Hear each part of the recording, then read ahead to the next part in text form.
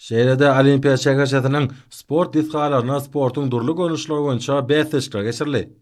Beýlen şäherde Türkmenistanyň 2023-nji 2027-nji ýyllar üçin UNESCO-nyň beden terbiýe we sport boýunça hökümetara komitetiniň agdalygyna bir agzdan saýlanmagy ýurdumynyň sport diplomatiýasynyň üstünlikleri beslenýäniňiň nowatdaky güwäsi boldy.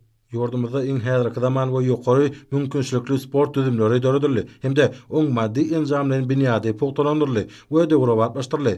Beýlen şäheri 2017-nji ýylda ýapyk binalarda we segoş nowаты boýunça 5-nji Aziýa oýunlarynyň 2018-nji ýylda agyr atletika boýunça dünýä çempionatynyň 2023-nji ýylda kuraş boýunça dünýä çempionatynyň 12 ýaş çekenli türgünleriň arasynda tenis boýunça Merkezi Aziýanyň toporlaýyn barynjylygynyň üstünlikleri beslenip geçirmegi munyň şeýlediginiň misallardyr.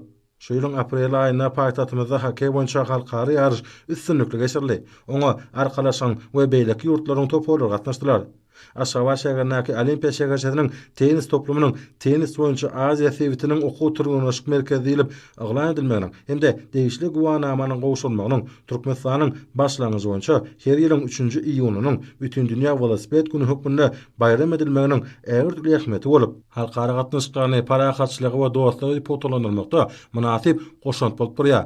Aşgabatda geçirilýän halkary ýarışlary ýurdumyzyň diňe bir sport awraýyny pogtalandyrmak bilen şäherlenmän. Eýsem tutuş dünýäde parahatçylygyň we ösüşiň bähwidine sport ykdysady we medeni diplomatiýanyň möhüm merkezi hökmünde döwletimiziň awraýyny hassa belende gallardy. Bugünkü bäsleşikler atnaşan türgünler döredilýän şertler mümkinçilikler üçin hormat prezidentimiz arkadaşlar gahrman serdarymyza hemde türkmen halkynyň milli lideri Türkmenistanyň halk maslahatynyň başlygy gahrman arkadaşymyza alkyş hem hoşallyk sözlerini aýtdylar.